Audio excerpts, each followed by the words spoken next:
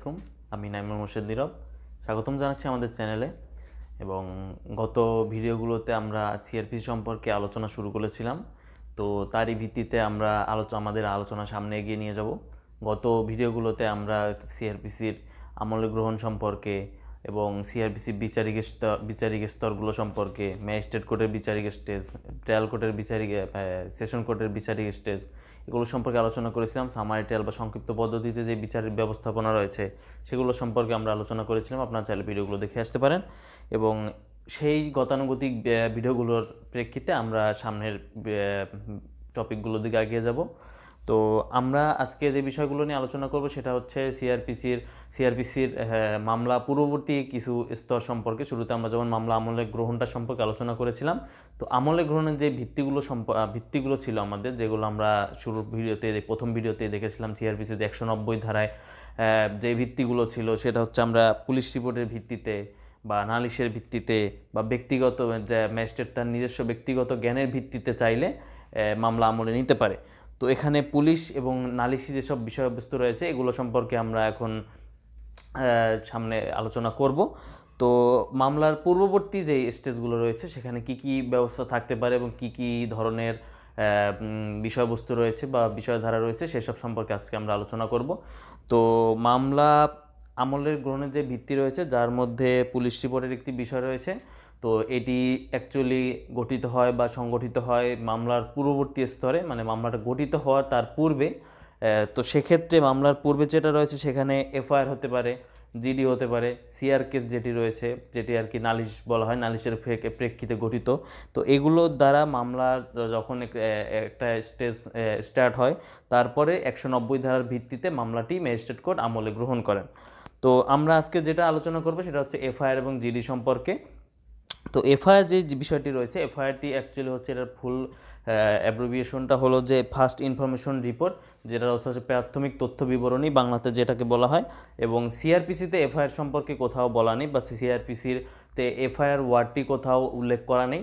এটি অ্যাকচুয়ালি উল্লেখিত আছে পিআরবি, মানে পুলিশ রেগুলেশন বেঙ্গলের 1943 এর রেগুলেশন 243-তে, রেগুলেশন 243-তে পিআরবি 1943, সেখানে এই এফআইআর শব্দটি ব্যবহার করা হয়েছে। এবং আমাদের এফআইআর কি এফআইআরটি অ্যাকচুয়ালি কী সেটি সম্পর্কে আমাদের জ্ঞান থাকতে হবে। এবং সিআরপিসিতে আমরা এফআইআর সম্পর্কে কোথায় কীভাবে কোন ধরনের বিস্তারিত আলোচনা করা হয়েছে সেগুলো আজকে আমরা জানব। তো এফআইআরটি হচ্ছে যে আমরা কোনো একটি অপরাধ, সেই অপরাধটি সংবাদ, এবং সেই অপরাধটি অবশ্যই একটি আমলযোগ্য অপরাধ হতে হবে, যে বিষয়ে পুলিশ চাইলে তদন্ত শুরু করতে পারে, মানে আমলে নিতে পারে, সেখানে তার ম্যাজিস্ট্রেটের অনুমতির প্রয়োজন পড়ে না, যেগুলো সিআরপিসি শিডিউল 2-তে আলোচনা করা আছে কোনগুলো আমলযোগ্য বিষয়। তো এখানে লিখিত বা মৌখিকভাবে প্রদান করলে, পুলিশের কাছে লিখিত বা মৌখিকভাবে প্রদান করা হলে পুলিশ সেটি বিপি ফর্ম নং 27-এ লিপিবদ্ধ করে এবং সেটিকে এজাহার বলা হয়। তো আমলযোগ্য অপরাধে যে তথ্য আছে সেই তথ্য গ্রহণে যে তথ্যগুলো বললাম, যে তথ্যটি দেওয়া হয় এবং লিপিবদ্ধ করা হয়, এই তথ্য গ্রহণের যে পদ্ধতিটি রয়েছে সেই পদ্ধতিটি আলোচনা করা হয়েছে ধারা 154, সিআরপিসির ধারা 154-তে এফআইআরের বিষয়বস্তু এসেছে। তো সেখানে যে বিষয়টি বলা হয়েছে যে এফআইআরটি দুইভাবে দেওয়া যেতে পারে, লিখিতভাবে এবং মৌখিকভাবে। যদি লিখিতভাবে দেওয়া হতে পারে, লিখিতভাবে এজাহার দায়ের করা হতে পারে, তাহলে সেখানে সেটি লিখিতভাবে দিলে স্বাক্ষর গ্রহণ করবে এবং তার পাশাপাশি নির্ধারিত ফর্মে, যেটা বললাম বিপি ফর্ম নং 27, সেই ফর্মে পুলিশ সেটি উল্লেখ করবে এবং স্বাক্ষর নেবে হচ্ছে যে সেই নালিশটি করেছে বা যে সেই অভিযোগটি দায়ের করছে তার স্বাক্ষর নিয়ে রাখবে। যদি সেটি মৌখিকভাবে করা হয়, সেই এজাহারটি দায়ের করা হয়, সেক্ষেত্রে পুলিশ সেটি লিপিবদ্ধ করবে এবং সেটি সে সংবাদদাতাকে পড়ে শোনাবে এবং তারপরে তার স্বাক্ষর গ্রহণ করে সেটি সেই ফর্মে তুলবে। এটি অ্যাকচুয়ালি এই পদ্ধতিটি 154 ধারা 154-তে বলা আছে। এবং এফআইআরে যে বিষয়বস্তুগুলো থাকে সেটি হচ্ছে যে আমলযোগ্য যে অপরাধটি হয়েছে সেই অপরাধটির তথ্য থাকে এবং যে অভিযুক্ত ব্যক্তি আছে, যে যার এগেনস্টে আমরা অভিযোগটি করছি, সেই অভিযুক্ত ব্যক্তির নাম ঠিকানা থাকবে এবং সেই ধারাটি থাকবে যে কোন ধারার আলোকে এখানে অভিযোগটি হচ্ছে, এবং অপরাধ সংগঠনের সময় এবং স্থান সম্পর্কে, এবং সেখানে যে ঘটনাটি রয়েছে সেই ঘটনাটির বিবরণ সম্পর্কে, যেমন জব্দ তালিকা যেগুলো থাকে, জব্দর বিবরণ সম্পর্কে, জব্দকৃত বিষয়গুলোর বিবরণ সম্পর্কে এফআইআরে উল্লেখিত থাকে। এবং ফোন কল বা মেসেজের মাধ্যমে, চাইলে ফোন কল বা মেসেজের মাধ্যমেও থানায় এই তথ্যগুলো দিয়ে আমলযোগ্য যে অপরাধ হয়েছে এগুলো তথ্যগুলো দিয়ে এজাহার দায়ের করা যায় এবং পরবর্তীতে সেখানে স্বাক্ষর নিলে সেটি এফআইআর হিসেবে গণ্য করা যাবে। এটি বলা আছে একটি রায়ের, সেটি হচ্ছে 68 DLR AD এবং 13-এ এটি আলোচনা করা আছে যে ফোন কল বা মেসেজের মাধ্যমেও যদি কোনো আমলযোগ্য তথ্য দেওয়া হয় সেগুলো পরবর্তীতে স্বাক্ষর গ্রহণের মাধ্যমে এজাহার হিসেবে বিবেচনা করা যেতে পারে। তো এফআইআর আরেকটি বিষয় আমাদের জানতে হবে এফআইআর সম্পর্কে, সেটি হচ্ছে যে এফআইআর কি প্রথম সংবাদটাই হতে হবে কিনা। যেহেতু এটির নাম ফার্স্ট ইনফরমেশন রিপোর্ট, তো প্রথমেই যেই সত্যটি দেওয়া হয় বা প্রথমেই যেই তথ্যটি পুলিশের কাছে জানানো হয় সেটি কি অ্যাকচুয়ালি শুধুমাত্র সেই বিষয়টি কি শুধু এফআইআর হিসেবে গণ্য করা হবে কিনা, অন্য পরবর্তী তথ্য এফআইআর হিসেবে গণ্য করা যাবে কিনা, সেই বিষয়টি সম্পর্কে আমাদের এখন জানতে হবে। তো ধারা 154-তে একটি ইংলিশ টার্ম ইউজ করা হয়েছে যে এভরি ইনফরমেশন বা এভরি সাচ ইনফরমেশন। তো মানে হচ্ছে যে প্রত্যেকটি আমলযোগ্য অপরাধের সংবাদকে এখানে এফআইআর হিসেবে গণ্য করা যাবে। এখানে কোথাও লেখা নেই যে প্রথম সংবাদটি হতে হবে, প্রথম সংবাদটি যে এফআইআর হিসেবে গণ্য করা হবে এমন কোনো তথ্য এখানে উল্লেখিত নেই।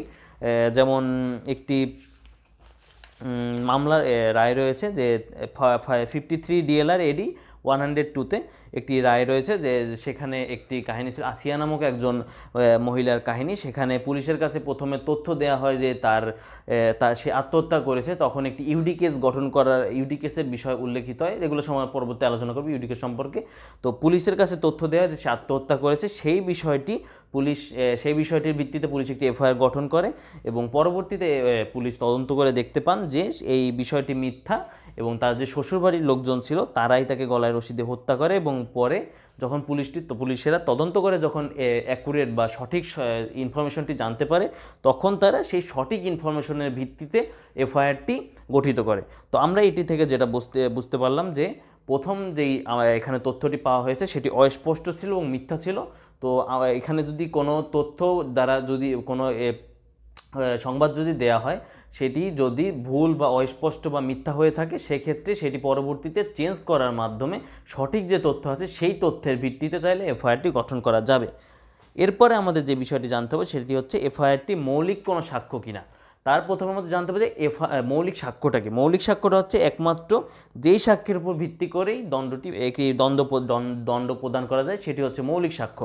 কিন্তু এখানে এফআইআরটি কোনো মৌলিক সাক্ষ্য নয়, কারণ শুধুমাত্র এর উপরে ভিত্তি করে দণ্ড প্রদান করা যাবে না, কারণ এখানেও বহুত বিশ্লেষণের বিষয়পত্র রয়েছে। সেই বিশ্লেষণের মাধ্যমে ধীরে ধীরে আমরা সামনের স্টেজে এগিয়ে রায় প্রদান করতে হয়। যেহেতু একটি ক্রিমিনাল মামলা, এখানে আমাদের বিয়ন্ড রিজনেবল এনি ডাউট সব কিছু প্রমাণ করতে হয় সন্দেহাতীতভাবে, যার জন্য শুধুমাত্র এফআইআরের উপর ভিত্তি করে এখানে দণ্ড প্রদান করা যায় না এবং এটি কোনো মৌলিক সাক্ষী নয়।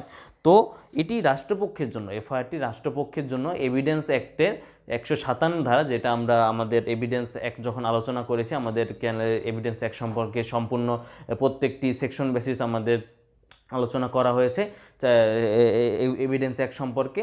তো সেই এভিডেন্স অ্যাক্টের 157-তে বলা হয়েছে যে এটি রাষ্ট্রপক্ষের একটি অনুসমর্থনমূলক সাক্ষ্য হিসেবে রাষ্ট্রপক্ষ চাইলে ব্যবহার করতে পারে এবং আসামিগণ যারা থাকে আসামিরা এখানে 145 এভিডেন্স অ্যাক্টের 145 ধারা মোতাবেক বিরোধিতা করার জন্য এটি ব্যবহার করতে পারে। তো রাষ্ট্রপক্ষ যারা থাকে মানে বাদীপক্ষ তারা চাইলে এটিকে তার সমর্থনমূলক সাক্ষ্য হিসেবে ব্যবহার করতে পারে 157 ধারা মোতাবেক এভিডেন্স অ্যাক্টের, এবং আসামিরা এটি বিরোধিতা করার জন্য ব্যবহার করতে পারে এভিডেন্স অ্যাক্টের 145 মোতাবেক। তো সবসময় যে এফআইআরটি মৌলিক সাক্ষ্য হবে না এটি নয়, এখানে কিছু এক্সেপশন বিষয় রয়েছে। সেটি হচ্ছে এফআইআরটি যদি মৃত্যুকালীন ঘোষণা হয়, যেটা আমরা 32 এভিডেন্স অ্যাক্টের ক্ষেত্রে আলোচনা করেছিলাম, তাহলে এটিকে মৌলিক সাক্ষ্য হিসেবে গণ্য করা যাবে যদি সেটি মৃত্যুকালীন ঘোষণা হয়। এটি হচ্ছে এই এফআইআর মৌলিক সাক্ষীর ক্ষেত্রে একটি এক্সেপশনাল ইস্যু। তো এরপরে আমাদের যে বিষয়টা জানবো সেটা হচ্ছে এফআইআরটার গুরুত্ব সম্পর্কে। তো এফআইআরটার গুরুত্ব হচ্ছে এখানে অপরাধ সম্পর্কে তথ্য পাওয়া যায় এফআইআরের মাধ্যমে। তো অপরাধ সম্পর্কে তথ্য পাওয়ার মাধ্যমে সমাজে একটি শান্তি শৃঙ্খলা বজায় থাকে, কারণ যেহেতু অপরাধের তথ্য সম্পর্কে জানতে পারছে পুলিশ এবং তারপর সেই তথ্যের ভিত্তিতে পরবর্তী স্টেজে তারা এগিয়ে যাচ্ছে এবং তার পাশাপাশি সেটির সলিউশনের একটি বেসিস আসছে, রেমিডি আসছে বা তাদের সাজা হচ্ছে। তো এই ধরনের যেহেতু বিষয়পত্র আসে সেহেতু এখানে তাদের মধ্যে একটি ভয় কাজ করে, তো তার ভিত্তিতে এখানে একটি সমাজে শান্তি শৃঙ্খলা বজায় থাকে। এবং তার পাশাপাশি এটি দ্বিতীয়ত বলা যায় এফআইআরটি হচ্ছে একটি আদি দলিল। তো আমাদের মামলার যত কার্যক্রম রয়েছে সকল কার্যক্রমের ক্ষেত্রে এটি হচ্ছে একটি আদি দলিল। তদন্ত, রিপোর্ট, আমলে গ্রহণ, চার্জ গঠন, সাক্ষী, যুক্তিতর্ক সব কিছুর পূর্বে এই এফআইআরটি গঠিত হয়, যার বেসিস করেই যেটিকে এফআইআরটিকে ভিত্তি করেই এই বাদবাকি স্টেজগুলো আমরা কভার করে থাকি। তো এরপরে তৃতীয় বিষয়টি হচ্ছে যে এফআইআরটি ফৌজদারি মামলার কেন্দ্রবিন্দু, কারণ হচ্ছে সকল যত মামলার কার্যক্রম রয়েছে সবগুলোর ভিত্তি হচ্ছে এই এফআইআরের উপর ভিত্তি করে সকল কার্যক্রম পরিচালনা করা হয়। তো সেই জন্য এটিকে বলা হয়েছে ফৌজদারি মামলার কেন্দ্রবিন্দু। তো এখানে গেল যে আমলযোগ্য অপরাধের বিষয়গুলো, যে আমলযোগ্যর ক্ষেত্রে কিভাবে আমরা নালিশ দায়ের করে অভিযোগ পেশ করে বা সংবাদ দিয়ে এফআইআর গঠন করা যেতে পারে। এখন আমরা যে বিষয়গুলো জানবো সেটা হচ্ছে আমল অযোগ্যর ক্ষেত্রে, আমল অযোগ্য অপরাধের তথ্যগুলো দেওয়ার ক্ষেত্রে। তো ধারা 155-তে বলা হয়েছে যে আমল অযোগ্য অপরাধের তথ্য দেওয়া হলে সেই সংবাদটি লিপিবদ্ধ করা হবে এবং ম্যাজিস্ট্রেটের কাছে প্রেরণ করা হবে।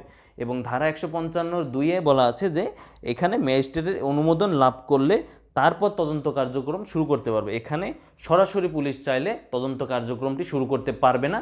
এখানে তদন্ত কার্যক্রম শুরু করতে হলে এখানে তারা যদি তথ্যটি পায় বা সংবাদটি পায়, সেক্ষেত্রে সেই সংবাদটি বা সেই বিষয়বস্তুটি ম্যাজিস্ট্রেটের কাছে প্রেরণ করতে হবে এবং ম্যাজিস্ট্রেটের অনুমতির প্রেক্ষিতে তারা তদন্ত কার্যক্রম শুরু করতে পারবে। যেটি আমল অযোগ্যর ক্ষেত্রে ধারা 156-তে বলা আছে যে আমল অযোগ্য অপরাধের তথ্য পেলে পুলিশ নিজেই তদন্ত শুরু করে দিতে পারবে, সেখানে তার ম্যাজিস্ট্রেটের কোনো অনুমতির দরকার নেই এবং ম্যাজিস্ট্রেটের কাছে আলাদা করে প্রেরণ করার দরকার পড়ে না, যেহেতু একটি প্রয়োজনীয় বিষয় বা ইমার্জেন্সি ইস্যু বিষয়টি। তো এখানে যে বিষয়টা আছে সেটি হচ্ছে যে এখানে যদি আমল অযোগ্য বিষয় হয় বা কোনো আমল অযোগ্য বিষয় বা আমলযোগ্য বিষয় যেটি অস্পষ্ট বা অসম্পূর্ণ তথ্য, সেক্ষেত্রে পুলিশের কাছে বিপি ফর্ম নং 65-তে লিপিবদ্ধ করে রাখে পুলিশ এই ধরনের তথ্য, যেটি হচ্ছে আমল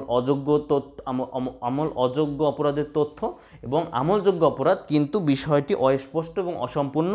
সেক্ষেত্রে এই তথ্যগুলো পুলিশ গ্রহণ করলে বা পুলিশের কাছে আসলে পুলিশ সেটি বিপি ফর্ম নং 65-তে লিপিবদ্ধ করে রাখবে, যেটিকে অ্যাকচুয়ালি জিডি বলা হয় বা জেনারেল ডায়েরি বলা হয়ে থাকে।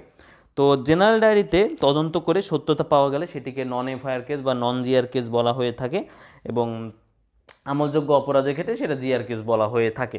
তো আমরা এফআইআরের ক্ষেত্রে দেখেছি সবসময় আমলযোগ্য অপরাধের তথ্যগুলো বেসিসে সেখানে এফআইআর গঠন করা হয় এবং এখানে জেনারেল ডায়েরির ক্ষেত্রে এখানে আমল অযোগ্য সাধারণত নেওয়া হয়ে থাকে এবং যদি সেটা আমলযোগ্য হয় এবং সেক্ষেত্রে যদি এই অস্পষ্ট অসম্পূর্ণতার বিষয়টি থাকে, সেক্ষেত্রে এই বিপি ফর্ম নং 65-তে গঠন করে সেটিকে লিপিবদ্ধ করে সেটিকে জেনারেল ডায়েরিতে পুলিশ উল্লেখিত করে রাখতে পারে। তো এখানে আমাদের দেখতে হবে যে জেনারেল ডায়েরিটি এফআইআর হতে পারে কি না পরবর্তীতে। তো এটি একটি আমলযোগ্য অপরাধের তথ্যে যখন এই অস্পষ্টতা বা অসম্পূর্ণতা থাকে, তখন সেই অস্পষ্ট বা অসম্পূর্ণতা যখন দূর করা হয় এবং দূর করে পরে সেটিকে এফআইআর হিসেবে ব্যবহার করা যেতে পারে। যদি সেই অস্পষ্ট বা অসম্পূর্ণতা দূর করা যায়, পরবর্তীতে সেটিকে এফআইআর হিসেবে গণ্য করা যাবে, কারণ যেহেতু আমল অযোগ্য বিষয়গুলো সবসময় এফআইআর হিসেবেই দায়ের হয়ে থাকে। তো এই ছিল এফআইআর এবং জেনারেল ডায়েরি সম্পর্কে আলোচনা। এবং এফআইআর এবং আমাদের জানতে হবে যে এফআইআর এবং জেনারেল ডায়েরির একটি নর্মাল পার্থক্য আমরা এখন একটু আলোচনা করব। সেটা হচ্ছে যে এফআইআরের ফুল ফর্ম হচ্ছে ফার্স্ট ইনফরমেশন রিপোর্ট এবং জিডির ফুল ফর্ম হচ্ছে যে জেনারেল ডায়েরি। তো দ্বিতীয় বলতে পারি যে সংবাদের ক্ষেত্রে এখানে এফআইআরে আমলযোগ্য অপরাধের ক্ষেত্রে বিবেচনা করা হয় এবং জেনারেল ডায়েরির ক্ষেত্রে আমল অযোগ্যর ক্ষেত্রে করা হয় এবং আমলযোগ্য অপরাধের ক্ষেত্রে সেটি অসম্পূর্ণ বা অস্পষ্ট থাকলে সেক্ষেত্রে এখানে জেনারেল ডায়েরিতে উল্লেখিত হতে পারে। এবং তদন্তের বিষয়ে যেই বিষয়টা আছে এফআইআরের ক্ষেত্রে যেহেতু এটা আমলযোগ্য অপরাধের বিষয়বস্তু তুলে ধরা হয়, সেহেতু তারা সরাসরি এখানে পুলিশ চাইলে তদন্তে চলে যেতে পারে, কিন্তু জেনারেল ডায়েরির ক্ষেত্রে সেখানে ম্যাজিস্ট্রেটের অনুমতির বা অনুমোদন প্রয়োজন হয়। তো 4 নম্বর যেটা পার্থক্য আমরা করতে পারি সেটা হচ্ছে রেকর্ডের পদ্ধতি সম্পর্কে।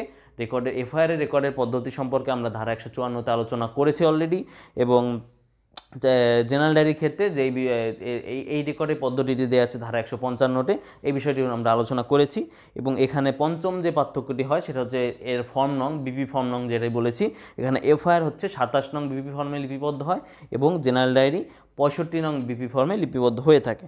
এবং ষষ্ঠ হচ্ছে যে স্পষ্টতার বিষয়টি, এফআইআর একটি স্পষ্ট এবং পূর্ণাঙ্গ বিধান থাকে এবং জেনারেল ডায়েরির ক্ষেত্রে অস্পষ্ট বা অসম্পূর্ণ তথ্য থাকে এবং এফআইআর ক্ষেত্রে এখানে একটি স্পষ্ট পূর্ণাঙ্গ তথ্য দেওয়া হয়ে থাকে।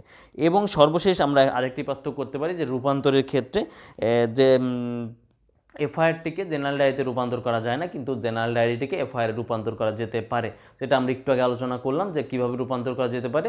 কারণ আমলযোগ্য অপরাধ যখন আমরা অস্পষ্ট বা অসম্পূর্ণ দেখি সেটা দূর করার পরেই চাইলে সেটিকে এফআইআরে রূপান্তর করা যেতে পারে জেনারেল ডায়েরিতে। তো এই ছিল আমাদের মোটামুটি এফআইআর এবং জেনারেল ডায়েরি সম্পর্কে বিস্তারিত আলোচনা। তো আশা করি সকলে বুঝতে পেরেছেন। তো পরবর্তী ভিডিওতে আমরা পরবর্তী বিষয়বস্তু সম্পর্কে আলোচনা করব। আমাদের স্টেজ অনুযায়ী যেভাবে আমরা আলোচনা করে যাচ্ছি এভাবে আমরা স্টেজ এবং সেকশন অনুযায়ী এভাবে আলোচনা করে যাব। আশা করি সকলে ভালো থাকবেন। ধন্যবাদ সকলকে। আসসালামু আলাইকুম।